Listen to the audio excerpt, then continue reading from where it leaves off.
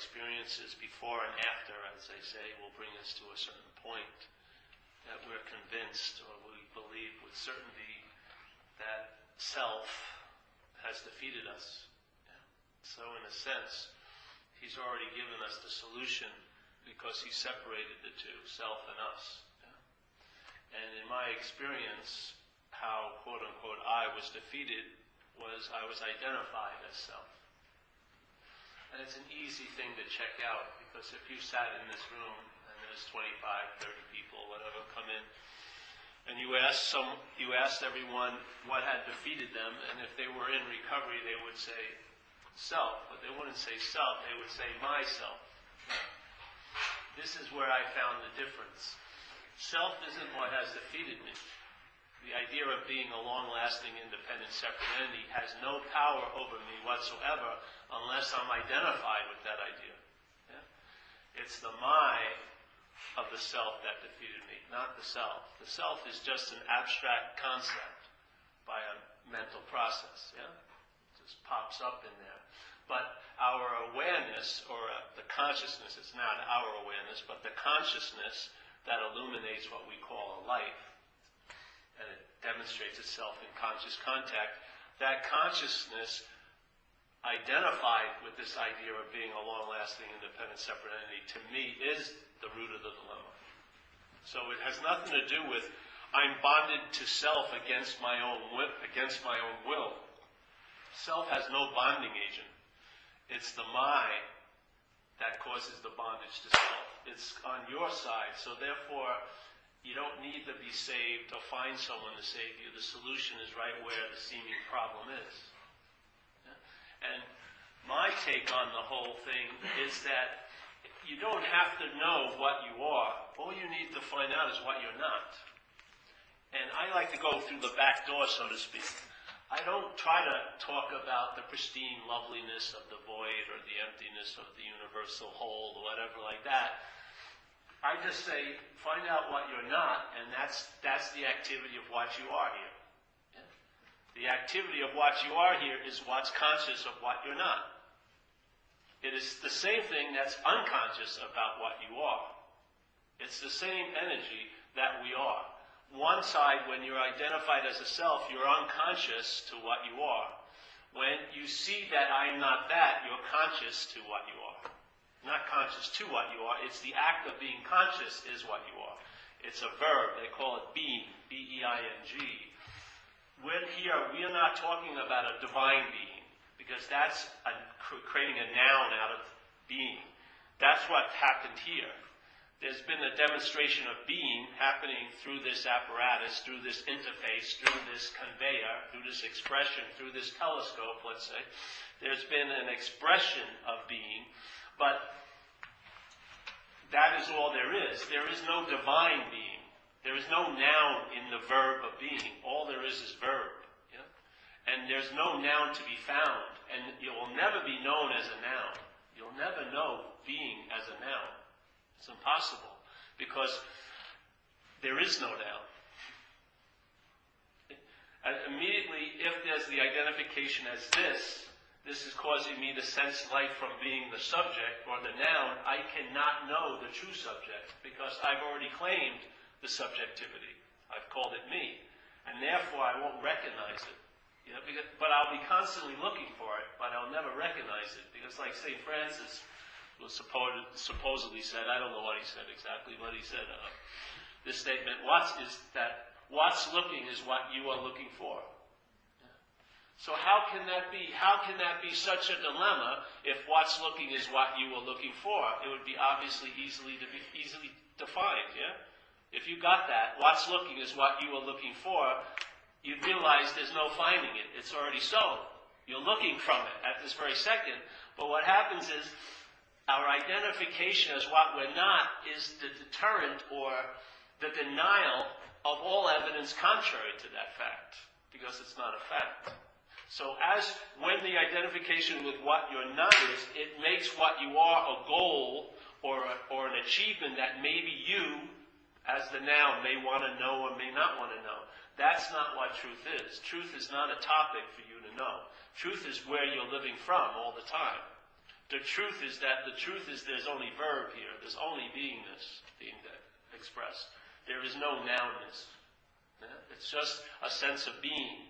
And you can see it in the body, and yet we can't get the message. Even the body's telling us. There's like thousands of millions of communications between all the cells and neurons going on, and yet you think you're a stable, separate little entity that had a bad day. It's impossible. It's a joke, in a way. But it's not. It's sort of a horrible joke if you're the butt of it. So this is simply hoping for most of us that we have become at least somewhat convinced of what has defeated us. So we can save a lot of time explaining things and trying to talk about things, that we are going to give each other. I'm just going to expect that you know what it's like to be completely demoralized in life. And you know what it's like to feel irritable, restless, and discontent. And you know what it's like not to be able to be satisfied. And you have a deep, convincing experience of that in your life. Because hopefully that will open you up to what invitation's being offered here. Which is, I found the best solution to this insurmountable problem, which it seems like that when you're out there living under it. This insurmountable problem, the solution to it is that it's imaginary. It's an imaginary problem. And if it is an imaginary problem, the only solution is to recognize that. That's the only solution to an imaginary problem. Applying any solution to it would be reinforcing the validity of the problem. In other words, you're giving it the reality it has by trying to get away from it. Yeah. This is just a clear identification. I'm not that. And therefore, there's no more movement to try to know what I am. As soon as a recognition of what I'm not is there, you are that. That's recognizing what you're not. That's it. There's no other step necessary. It's just to tell the truth about what's happening and who's it happening to. If it's not happening to you, then it's just happening. So instead of seeing life as most people's mind's interpretation is life is happening to me. Yeah? You're self-centered, obviously. Your whole life is centered in the idea of being a self, Paul. And you can see the examples of it all the time.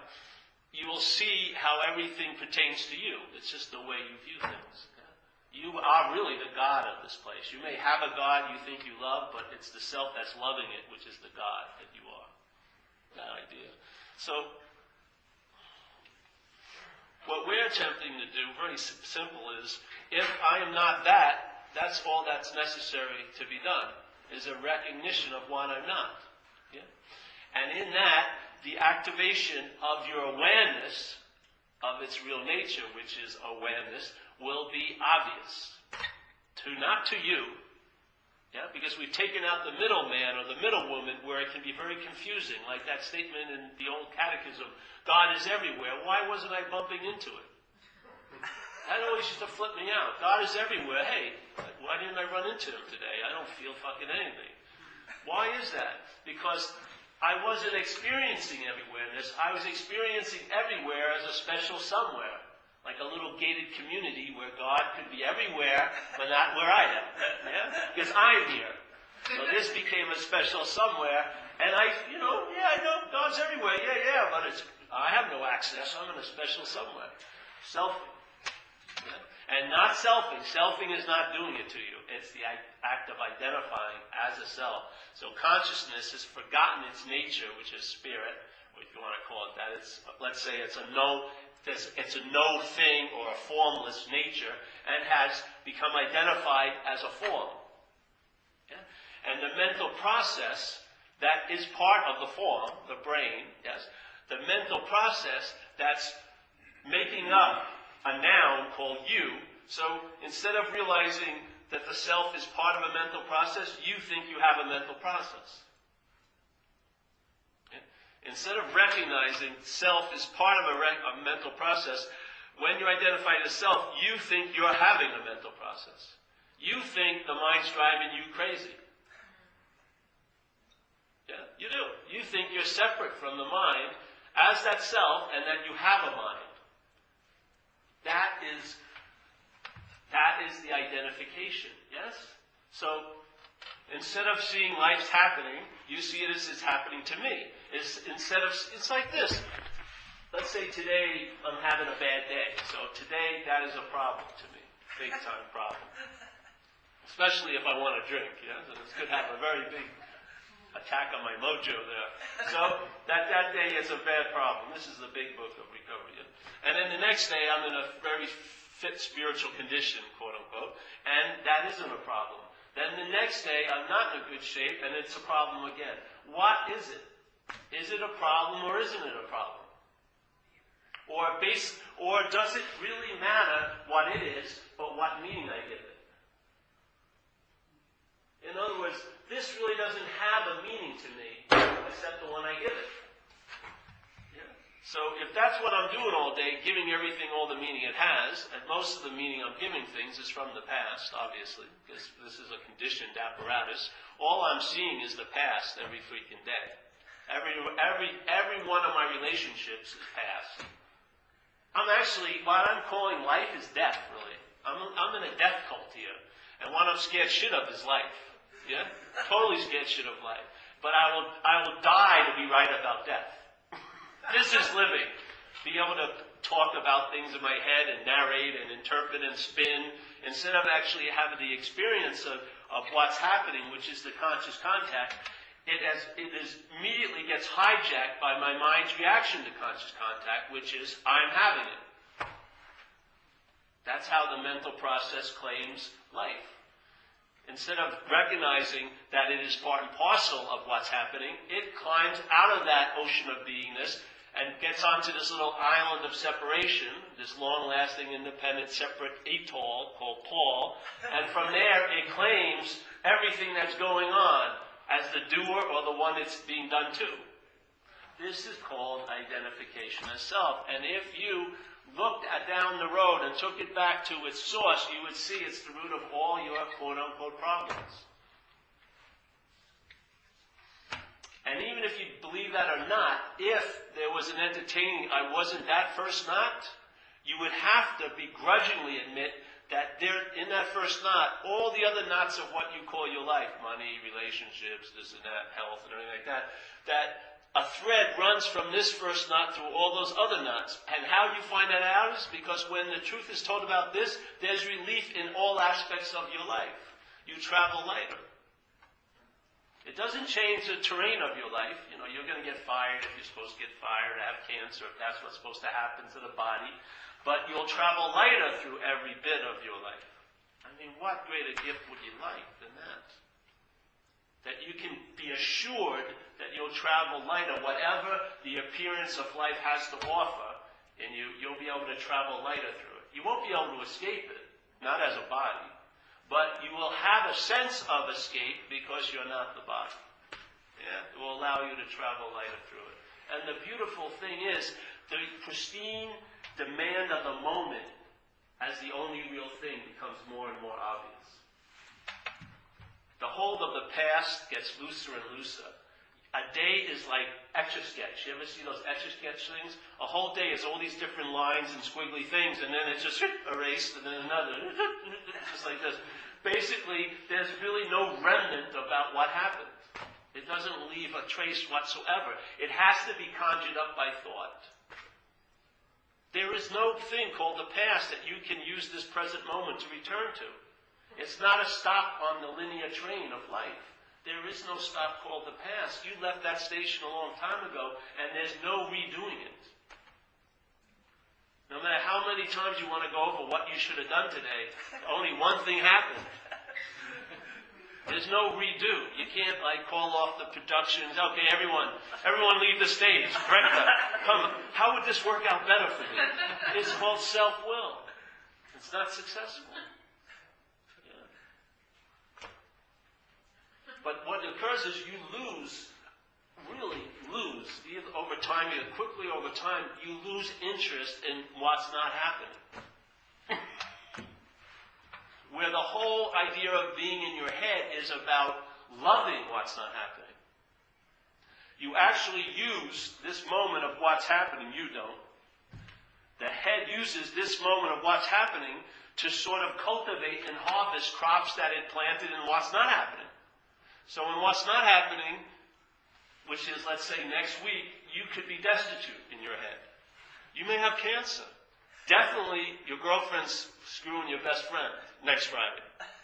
Here you are on Monday, everything's totally okay, but by you entertaining next Friday, an effect is caused. Shows up in the brain, the mind, and the body.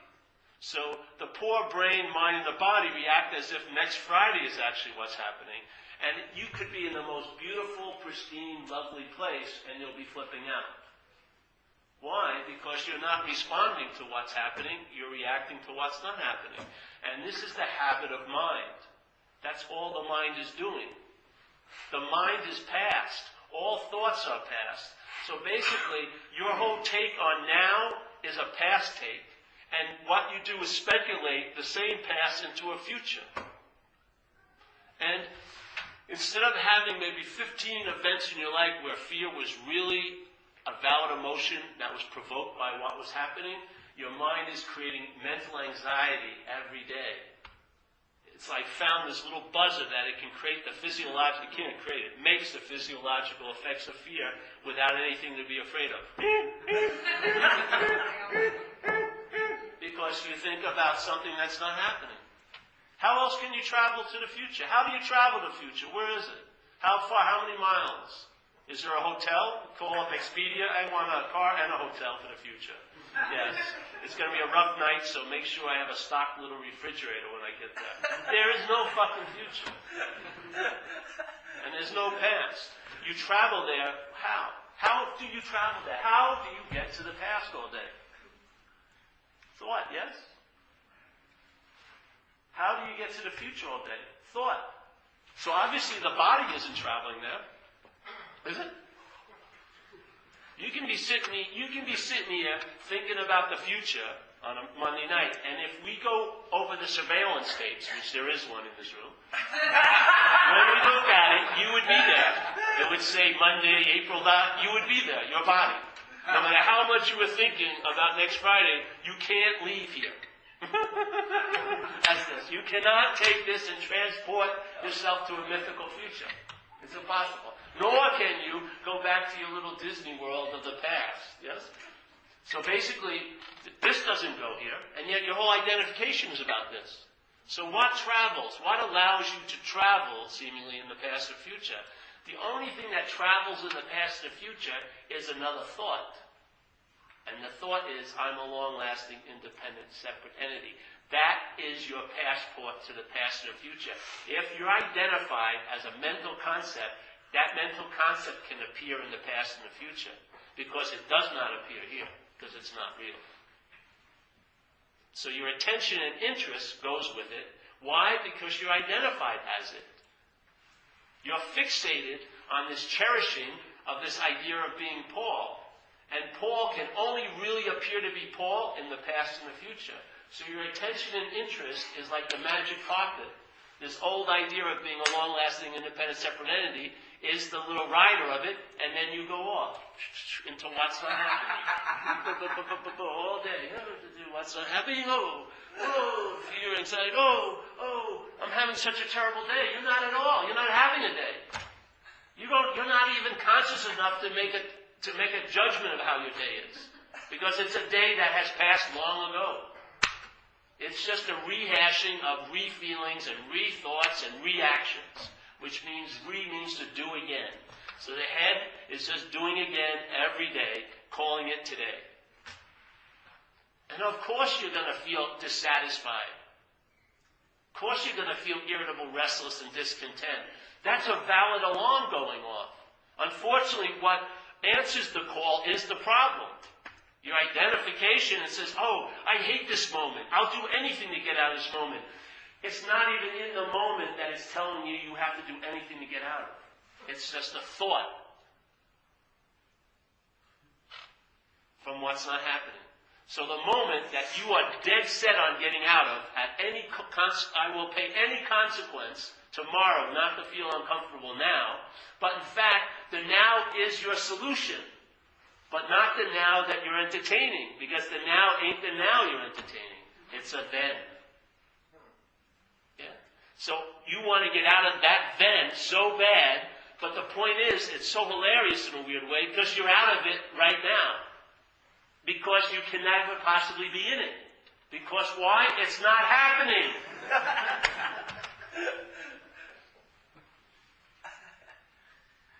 But your head it sees that sign, this is not happening, doesn't get, boom, just goes right in there anyway. The first sign could tell you, it could save you so much trouble. It's not happening.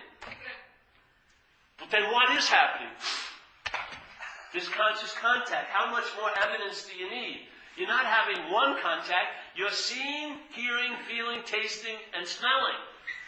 You have 5 doors to meet what's happening. Not one. I mean, maybe one if the doorbell rang, you'd miss it. But this is a doorbell, a knock on the window, the back door, the skylight, and the cellar. I mean, how can your attention not be grabbed by this visitor? Called conscious contact. How can it not? It's coming through 5 doors. And I don't know. Today was a terrible day. You weren't even there. Now, in recovery, it says, a really important statement to me. The third step, it says, hey, we've got to quit playing God. And he says, why? It doesn't work. Now, to me, I have a real flavor of what I sense is playing God, and this is it. To override what's happening with what's not happening is playing freaking God. To deny the invitation of what's happening and keep taking your mind's invitation about what's not happening is playing God. To wake up in the morning and be so sure you know how the day's going to go is playing God. To wake up in the morning and know so sure who you are is playing God, and who they are is playing God. And it says, quit playing God because it doesn't work. So here we are in conscious contact. Like it or not, there's seeing, hearing, feeling, tasting, touching, or smelling happening, and you're also seeing thoughts. Yeah? This idea of being the thinker of the thoughts, I would question if I were you. I really would. Because if you're the thinker of the thoughts, then stop thinking bad thoughts. If you're such a big doer in your life, stop doing that. Think only good thoughts. Or just stop thoughts for a while, see how it goes. I'm not thinking today. So you would think you could say that because you've assumed you've been thinking every other day. But obviously the powerlessness over the activity must show you something, doesn't it? You mustn't really be the thinker if you have no control over thoughts. Just like your own body. We think we're the big mover and shaker. You can't even shit when you want to shit. I've had a shit at the most inopportune time. When I really didn't want to have to shit, and I had a shit. Like on a long train ride in India, where I did not want to use the bathroom in that car. And my sphincter muscle was trying to hold it back, but the shit was happening. And I had whites on, which was really bad. So I couldn't cover up the accident, Everyone, it was going to be revealed to all. Well, the same thing with your heart. Are you pumping the blood? Are you digesting the food you had tonight? Did you have I'm going to save some of that burrito. I'll get to it next Friday. I'll put it over here. Let me move it in there and I'm ready to digest the dessert. Did you? Can you honestly say you're seeing and you're hearing?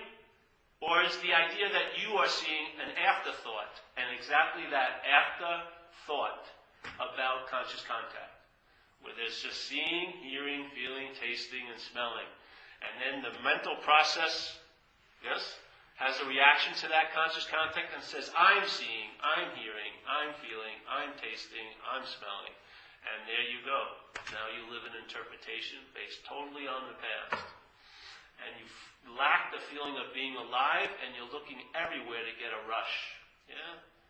You're looking everywhere, a savior to save you from this, or do the next drug, or buy the next iPad, or something like that. Something has got to spark me into feeling like I'm alive. But that thing that's dying because it's not alive has never been alive. It's a mental process. You have always been alive. You have always been in the moment. You have never been out of a moment to have to get back into it.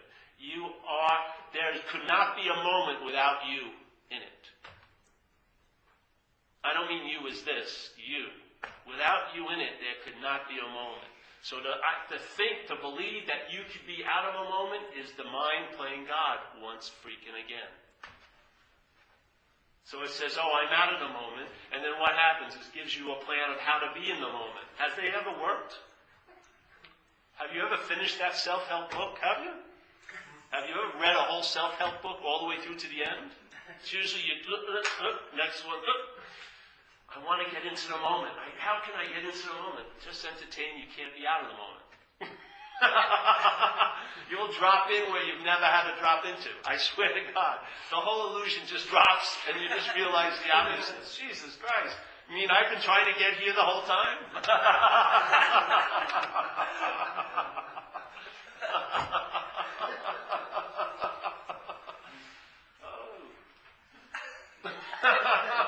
So really, the way I just present it is to see what you're not. So we try to, depict it and make mental pictures of it. So hopefully it will trigger something in you because your mind already knows. Like in old Buddhism, they would say the ordinary mind and the enlightened mind are the same mind. Exact same. There's no ordinary mind that's a real solid thing. Hey, this is my ordinary mind, and now I'm going to bring in the enlightened mind. Ordinariness and enlightenment is just a movement in one mind. Yeah? One mind. The ordinariness is an active denial of the enlightened mind. The enlightened mind is basically realizing I'm not that. Whatever arises, whatever can be perceived, I am not. You don't say it, it's just a state. And so everything that arises is seen as that it arises, but the emphasis isn't on what's arising, but the awareness of it. Yes? Yeah. And then the past doesn't seem to have much importance. Why? Because it's not happening. Literally. I mean, isn't it the most simple reaction in the world? If you realize something wasn't happening, it would lose its effect pretty easily, quickly, don't you think? If I was scared shit in a dream of a tiger that was in the dream, yeah, I took classes how to avoid tigers and how to fight a tiger, or how to lay down and don't say anything when a tiger's around, and my whole life is consumed about trying to stay away from this giant tiger. But let's say this is the dream object, afraid of a dream object called a tiger. Then there's an awakening. Am I afraid of that tiger anymore? As soon as I recognize it's a dream tiger, it loses any kind of effect over me. Like that. That's what it's like. What's got you held in fear and obedience to selfing, when seen not to be true, immediately the freedom is activated. Not 5 years or 10 years from now, but you travel lighter now. See, that's the beauty of it. It's not a layaway plan. It's not like, all right, send me a subscription and you'll get a little bit every other month. It's not like that. Its mind shifts from this calibration of self-centeredness, and it shifts out of it. And just like some people would mention, for those who have eyes to see and ears to hear, yeah? Everyone has the eyes and ears, but it's a different thing of seeing and hearing. So the mind shifts. It's still expressing through this apparatus, but it sees anew. It doesn't mean it got new eyes, just the mind shifted. Yeah? So it shifted out of what? Out of self-centeredness. There's no need to shift into anything. There's just a shifting out. And the way it, quote-unquote, shifts out is you realize you were never the center of that system called self. Because the center is what's holding the system together. Yeah? Self-centered. When the self drops out, the system's hold on you is loosened, and immediately the calibration goes quick, and your mind can see anew. Yes. And it's in the seeing that's the joy.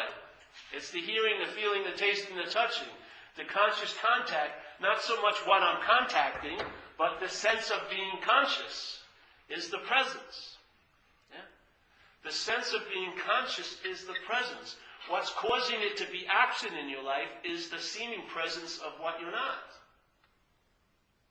So if I give darkness a reality, it can seem to be something totally distinctly different than light. Yes? But in fact, darkness is only the absence of light. So when the truth is told about the darkness, you don't have to affirm the light. As soon as you tell the truth about the darkness, which is its only absence of light, what happens? The absence of light is now presence of light. Because it's always been that case. Because darkness has no reality. It's just the absence of light. And it can only appear to be real here. In this dilemma, what we call this dream. Yeah? So all I do is tell the truth about the darkness. Yeah?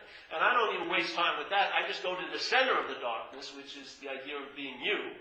And if I'm not that, then the absence of light, there's light. And once there's illumination, you're not going to be confused.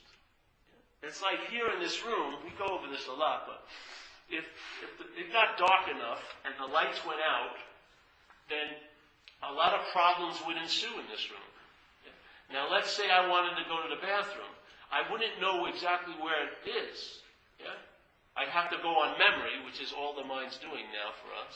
And I'd have to try to remember how I got to the bathroom that last time. And then maybe I run into somebody and they get a resentment towards me and I hurt my knee because I hit this thing. And so all these problems ensue. Maybe I piss and make a, big mess, whatever. And then someone has a great idea. Well, I think I remember how to get to the thing. So he starts selling maps here, like little self-help books, how to get to the bathroom. And all like this. And then, let's get some knee pads. Yeah? You're going to definitely get hurt, but at least you'll lessen the hurt. Okay, let me get some knee pads. And the whole thing, all these little cottage industries grow out of the darkness, to try to illuminate your way so that you can navigate and get things. But the whole point is just stop for a second and turn on the light. Ding! As soon as light goes on, where are the problems? They were all based on the darkness. I can see the door that takes me to the hall, and when I get to the hall, there'll be a sign on the door that says bathroom. I don't throw the maps away. Knee pads, I'm free from these. I'm free from the bondage of knee pads. I'm free from the bondage of old maps. Yeah, and now I can just go. I won't run into you. I can see where you are. The whole dilemma is the absence of light. The thing is, we're totally affirming the absence of light, and now we look for artificial lights to light our way. Always a savior or someone else. You are the light. What did he say? You are the light of the world. You are the light of the world. He didn't say I am. Did he say I'm the light of the world? Well, I'm saying you are the light of the world. But you are the light of the world. So now you become the illumination in your life, which makes it the possibility to enjoy peace is so obvious, because if you are the light and you are always where you are in your life, yes, then the light is always available at all times to you. Yeah, as you. That's peace. That's faith. That you can rest in. That you can rely on. Yeah? Not like we've relied on self, because self is totally unreliable, and obviously look at your lives. Seriously. I mean, we're way out to lunch. I mean, if we're not convinced yet, I don't know how much more convincing you're going to take. I mean, how many more laps around hell do you want to take to finally admit, hey, this is freaking hot here. Please. Christ. So obviously our life looks the way it looks because we've been relying on something that's unreliable. This will produce effects just like that does, but different ones, because you'll be relying on something that's reliable. Light, yes. Light has what? The nature to illuminate. Where you didn't know and all you could do was speculate or believe in hearsay or an old book, you'll now see and hear and feel and taste and touch, and you'll be your own freaking authority. You'll know in your own gut what's so and what's not so. But not as a self, you see. That's the trippy thing about this system of self. Most people are trying to get out of self as a self. That's why they're not successful. They get little bits of relief here and there, but they never get a radical shift out of self, because self can never get out of self. A product of a mental process could never transcend the mental process, because it doesn't exist outside the mental process. So the idea of being a self can never transcend the mental process and be free and run around like a free-range self, because it's a product of a system and it can't transcend that system.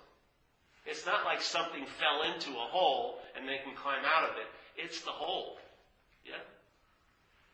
The idea of being a self stems from a mental process.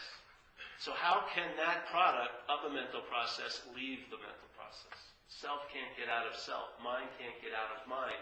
That's the dilemma, because if you're identified as it, you will not know you're identified as it. Yeah? When you're actively identified as self, you do not know at that moment you're identified as self. If you did, there would be a different way you'd be traveling. Yeah? You wouldn't believe the house is on fire and that you really need a pail of water. You wouldn't. But if you totally believe the house is on fire and you need a pail of water, you better get a pail of water. Because you don't want to use a philosophy to try to put the house on fire out. Yeah? This is not a philosophy. This drops into your gut and it becomes activated by living it. Yeah? And the reason why it's activated by living it, it cannot not be. It's so. Yeah? But it can be seemingly so or not so as a noun. But as a verb, it is so obviously so that all there is life is happening.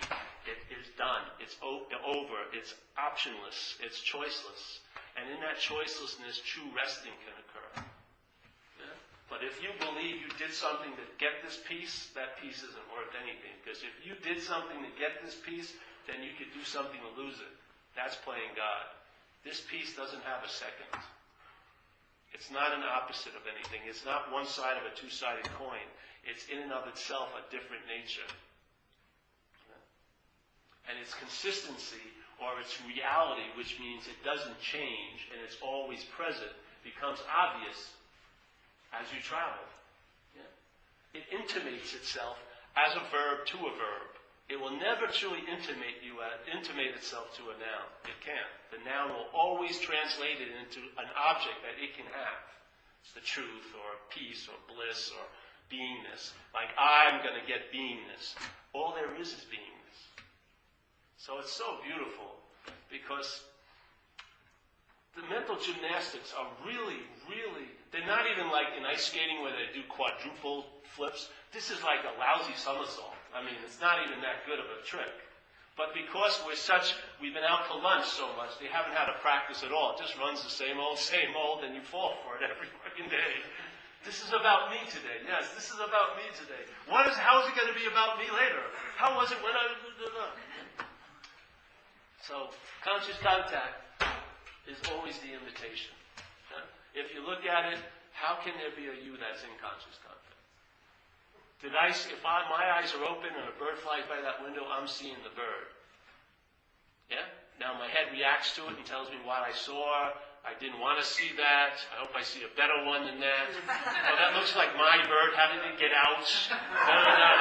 All this yapping goes on. But in fact, before all that occurred, there was seeing, hearing, feeling, tasting, smelling. Yeah? That's really what's happening. That's life. Yeah? Conscious contact. So,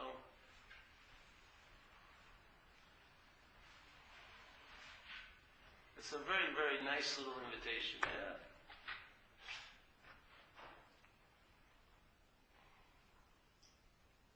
And you can't give it back because it was nothing.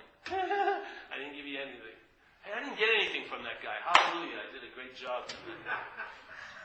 This whole place is about getting something. You've had so many somethings, man. Aren't you sick of somethings? Thousands of somethings. Another book, another subscription, another retreat, another prayer thing, and Jesus, on and on and on and on and on. This is nothing. And our shirts are good. They're supporting my lavish lifestyle. My lavish lifestyle. I like that shirt. It's looking pretty stylish. Who made that one up?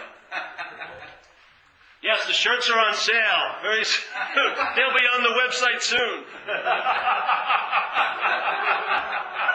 With matching sweatsuits and leisure outfits. We got a belt buckle for the white belt. Beautiful. Zen bitch slap. One hand slapping. Right there. Any questions tonight? You get it, eh? You get a little taste of it? Yes. Yeah. The message is not the envelope. These words are in the envelope. The message is an energy. Hopefully you sense it. Yes? It's like cooking a souffle in an oven. Yeah.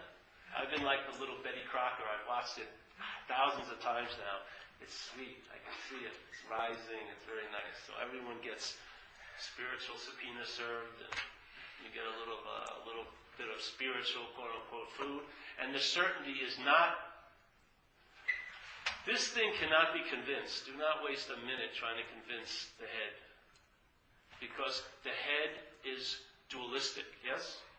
So it can be convinced and it can be unconvinced. It can be so thoroughly convinced and 5 minutes later it's unconvinced. How many times have you seen it in recovery? The person is bemoaning, oh, I'll never do it. And then you see him 2 hours later copping some stuff on Fiscal. What the hell? She was thoroughly convinced.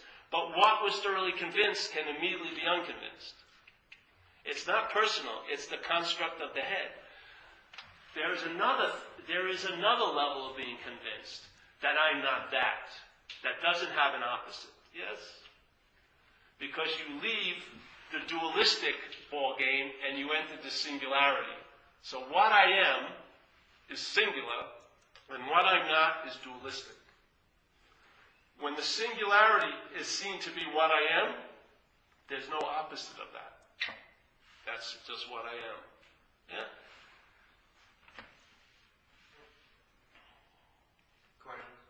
Yeah? Okay, so we're living in this world of 6 billion insanity. Who says that? I don't know. So we have this perception that we're in this space of a lot of other selves who are completely convinced, at least seem that they're completely convinced of themselves. Right? So I'm living, or I'm trying to be at this moment. There is no past, there is no future. So I'm going to have a drink because there are really no implications to it. If I live in my world, if I live in everybody else's world, there's implications and rules and all this kind of stuff, but I don't care anymore because I so completely love the flavor of wine going down my lips and whatever that essence is at that moment. So I feel very relieved. Oh, good. So, But the thing is, right now there isn't any wine. I know, but I'm feeling relieved now. It's a wonderful thing. Yeah, exactly. That's the whole freaking point. When you see something, let's say you've had a story for 40 years, and in a nanosecond it's erased and has no meaning to you. It's got to indicate, maybe it does, maybe it doesn't. To me it indicates its unreality, that something that had to be thought about so much is gone in a split second, or when you're surfing or whatever, where there's all this story that you've been thinking and thinking about, and yet in a moment it doesn't exist at all. To me, why? Because it doesn't exist at all. Yeah? Something that took so long to build up and think over, in 1 nanosecond of illumination, it doesn't exist. And that nanosecond is always available. The illumination actually shows the non-existence of what you're taking to be so real. Where? Can you grab the past? Where is it? Yeah? Where? Show them to me. Show me your problems. Bring them in here. Hold on 1 second. Bring them in, yeah? Line them up here. Let's see them. The problems are what we think about, yeah? I've seen people who've had horrendous things happen to them, and they were the person I would see most in Perth, Australia, was a lady dying from bone cancer because she was wide awake. Yeah? It was beautiful. One of the most beautiful events I've been privileged to experience in this place was her total illumination when having an incredible painful event in the physicality. Yeah, she was just awesome.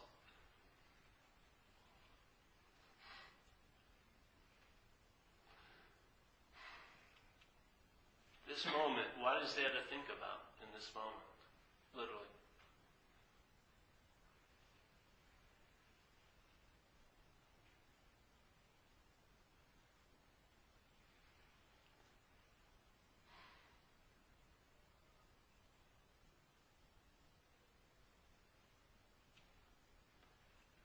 this apparatus, I like to use the example of a telescope. So there's a telescope, and the telescope has lenses. And the lenses, if there's someone that looks through the telescope, makes it appear that the stars are closer, yeah? Now, if you saw the event, the stars aren't closer. But to the person looking through the telescope, the stars seem closer, yes? So the lenses allow this event to happen. Without the telescope, he wouldn't see the stars. They'd be just flicking the lights, let's say. But now, because he sees through the telescope, he sees the stars. So let's say that this body is a telescope, in a sense. And there's a place, let's say, this world. And consciousness, or spirit, is coming through the telescope. And by coming through the telescope, it can see itself as other. Yeah? So consciousness, that's all there is consciousness. If, when it moves through this telescope, it can appear to be things. Yeah? And so now consciousness, as a no thing, is witnessing things here by seeing, hearing, feeling, tasting, and smelling. Yeah? And that consciousness wouldn't be able to have this experience without moving through the telescope or the body. Yeah? So the consciousness is moving through this apparatus, and it experiences things. But what occurs is sometimes that consciousness becomes identified with what's facilitating this place to be experienced as what's experiencing the place. Yeah? So the consciousness forgets its nature and takes on the nature of the telescope. And now the telescope thinks it's what's seeing, yeah, this world. But in fact, it's spirit, because if you've seen a dead body, which I have, I've had some direct... I remember I always use this story on Monday nights at the old place, which is, I had an Uncle Fred who was very nice to me at relatives' parties. He'd give me money behind his back, and my mother wouldn't see him. So I liked him, obviously. He was buying me off and stuff. So I liked Uncle Fred, and then I was about 9 years old, and Uncle Fred died. And they had a funeral, and my mother took me to the funeral parlor, and they had an open casket. And as my mother took me up there to see Uncle Fred, and as I was walking up, I saw Uncle Fred, and I had an incredible hit. That ain't Uncle Fred. Yeah? Obviously, without the scientist, or without the spirit looking through that body I was not Uncle Fred. I thought it was Uncle Fred because I thought I'm the body. So obviously I projected what I believed to be so onto him. But when the body was absent of that light, I totally had a realization that ain't Uncle Fred. That's exactly what's happening now. Our consciousness has been captured by the mental process. We become identified with this idea of being this, yes? And we've forgotten the nature, the true nature of what's seeing, hearing, feeling, tasting, and smelling. And we've claimed a life that isn't ours to claim. Yeah? And we've become the proprietor of things that they are not ours to be the proprietor of. Yeah? So the body is now seen as my body. Thoughts now are seen as my thoughts, or I'm the thinker of it. Everything starts being claimed because the movement of the mind, yes, illuminated by consciousness, being identified as it, its first movement here is to claim everything. So it claims all examples of consciousness being in contact and says, I'm in contact. I'm seeing, I'm hearing, I'm feeling, I'm tasting, I'm thinking. And so it can't erase the fact that they're seeing, hearing, feeling, tasting, touching, and thinking, but it hides the truth of that by claiming it as being the one who's seeing, hearing, feeling, tasting, touching, and thinking. And that's the source of the suffering. Yeah. Yep. Do you believe that was the nature of the way I want to make sense here? Don't. Do you think that something has been forever? Like, is it I have something no else at the idea. beginning of time, or is this some kind of new thinking? I don't believe there's any time. I don't believe there's any time. So, really, this place to me, it doesn't, in a sense, doesn't really exist. Yeah. You ever gone out? I've gone out a couple of times, overdoses and stuff, and some other times that were nicer, yeah, where I went out. But one of the things I came back with was when I was in this room and I had done a shot of heroin, and I did too much, yeah. So I was laying on my friend's bed, which was my want most of the time. I was laying on my friend's bed and I was really feeling pretty good, yeah. And then suddenly the whole room went. But this also went in it.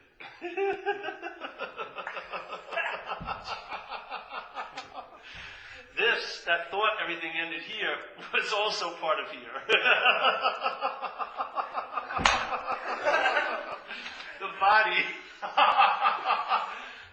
which was the Alpha and the Omega, was a mistaken Alpha and Omega, because the body sucked up with the room also. And it was over. Bye-bye.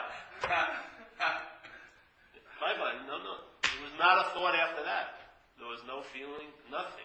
And then suddenly, I was here again.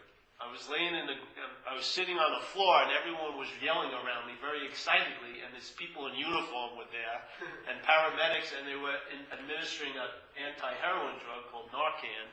And I came back, and Paul started again. But there was no reporting from Paul about what happened, because I was in the room with my friend David and his girlfriend, and it must have taken the paramedics and the police and all the other people that showed up a little bit of time to get there. I don't think they just were immediately in the other room waiting. So I must have been gone, seemingly, for a while, but there was no narration of Paul between those two gaps of appearance, because the truth was the absence of Paul. The illusion is the appearance of Paul. Yes? The illusion of time, endless time, of selfing, is an illusion. That was what my head takes to be real. The reality was the absence of Paul. That wasn't a moment or 10 minutes or 20 minutes. It was eternity. It had no confinement of time. And it was like anything that ever happened in time had no reality in there. There was no reporting back. There was no message from the beyond. There was no postcards from Paul when he was gone, in this little netherworld. There wasn't a Paul. And the fact is, because there never has been a Paul. That's the freedom.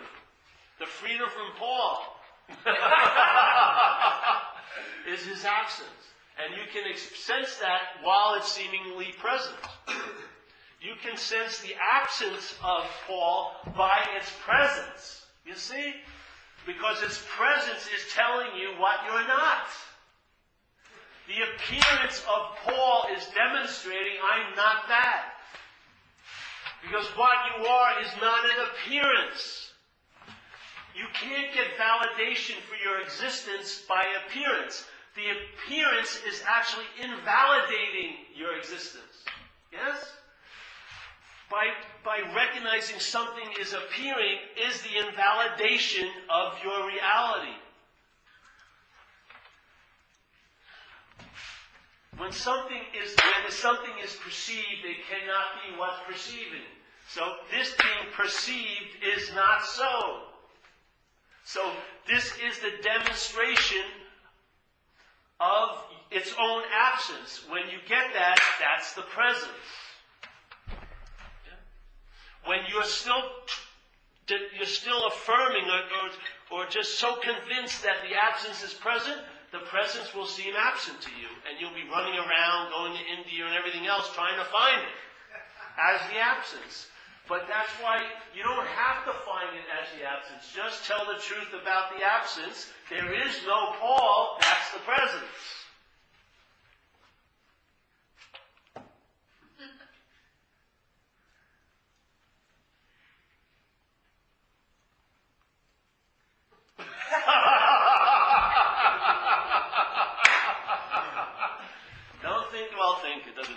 You're not the thinker anyway.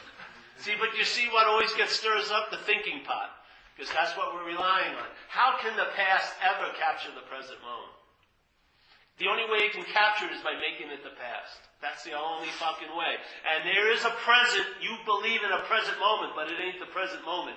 It's a present moment made up of past. Yeah? That's what's causing your unbearability. Because the present moment made up in the past is like a dry cow. You can milk it all day. There's no milk. There's no nutrients. Yes? It's just, it looks like you're getting something. You got the pail there, you're doing the udders, and but you're not getting any milk. So you have to make up a big story why you're not getting any milk. Yes? And excuses and rationalizations. Oh, I bet you they're getting milk. No one's getting milk here. You're not missing anything. No one's having milkshakes. No one. There's no vanilla strawberry, nothing. It's all story.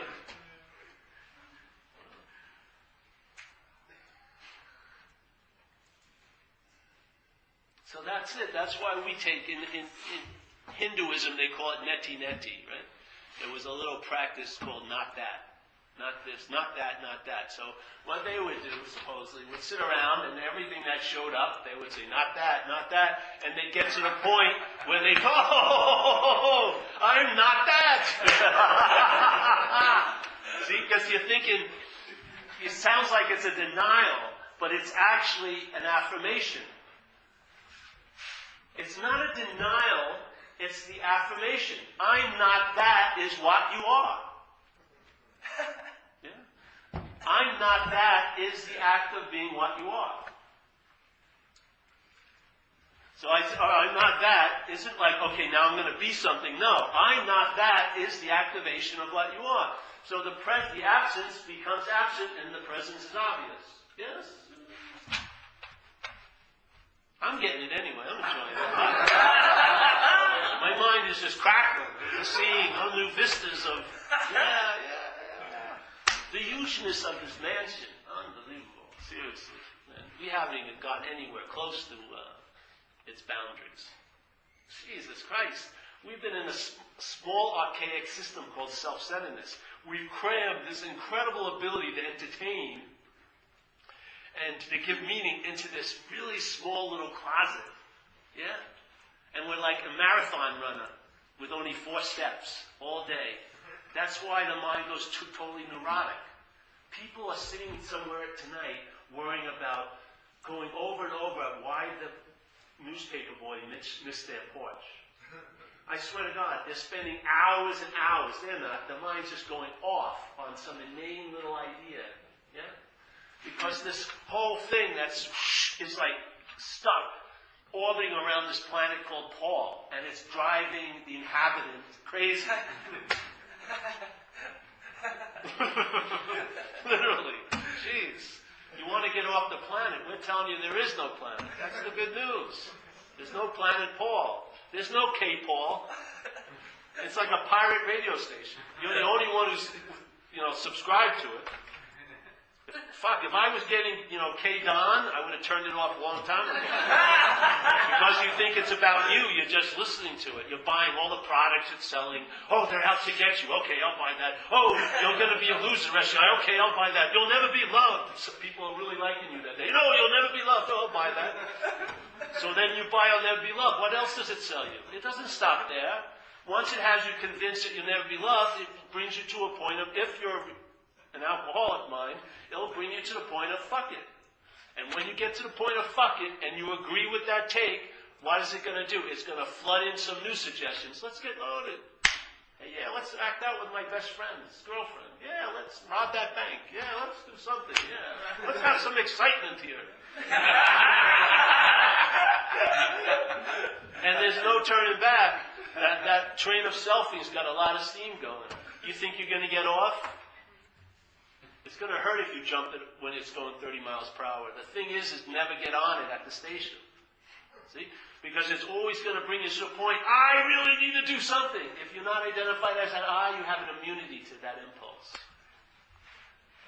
When this says, I really need to have a drink, I have compassion for it. It does really need to have a drink. But I'm not that I. So I have freedom from the first drink. So when we stop claiming the I, me, mine, and thought, the immunity develops. Yeah. Do the thoughts decrease? Yes, after time. Because they don't, it doesn't matter if they decrease, the amplification will decrease. So you won't have much attention on them as you used to. Yeah. It's not the thought, it's the mind that's causing them to have power over us. Because obviously, if thoughts that were yours, supposedly were running in my head, and there was a little subtitle saying, these are yours, I would have immunity to most of them. But because I'm held, the head holds the thoughts that are happening here as mine, that's the bondage to them. See it. Check it out. Someone will come over to your house and want to self over you. They're saying, oh, can I share with you? Basically, it's like projectile vomiting. They're going to self all over you. And you're sick and tired of it in a minute. You go, Jesus Christ. But you've been running the same thing in your head and been listening to it for 30 years. Why do you have such wisdom concerning their thoughts, but none concerning yours? Because they're in yours. It's the act of identifying. If you check things out, you'll see the root. It'll lead you to the root. The system is constantly displaying its foundation. And you have the consciousness, you are the consciousness to see it. But because consciousness is captured by the selfing, the self-centeredness, you're blind. Yes? You can't see what's going on in the name of you. As soon as it's not you, you'll start seeing it very clearly. It's a small system and very vindictive. It can be very, very mean. And it really got a chip on its shoulder. It feels like it's been hurt badly, and it has a sense of entitlement to take it out on others. It does it, whatever you call that, passive-aggressively, sometimes really aggressively, but it's constantly trying to find where it can dump its little vitriol on. So usually it picks a significant other because it thinks love is a pass to dump all its shit on the other person. Yeah. And then if you're running some shit dumping and a stranger walks by, you usually shut up. But as soon as that stranger leaves, you're on her like that or on him like that. See how insane that is? You're afraid of what other people think, but you're not afraid of what you're doing to that other person. It's not you doing it, it's the mind going off. This mind is flipped out. It's pissed.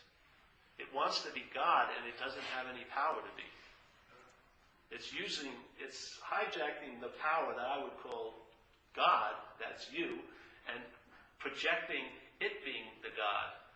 And it's basically it wants to have a life of its own, so it has yours. Because it doesn't have a life of its own. So it absorbs all systems that you're trying to get?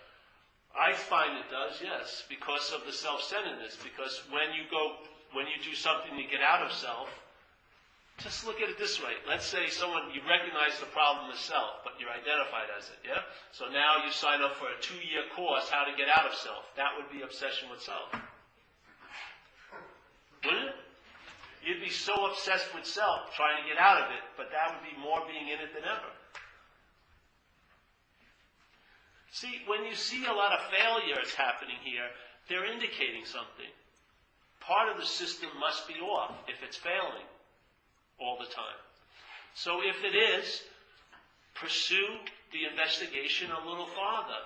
Don't take a dogmatic answer. Don't take a dead answer. Don't take a historical answer. Find out for your freaking self.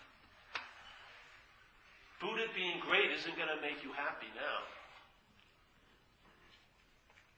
It's easy to have dead masters. It's very easy. They'll never argue with your take on them. Yeah. They'll be perfect just as you think they are. So, I don't know. Oh, that's the basket. Oh, it's already. That's my signal to shut.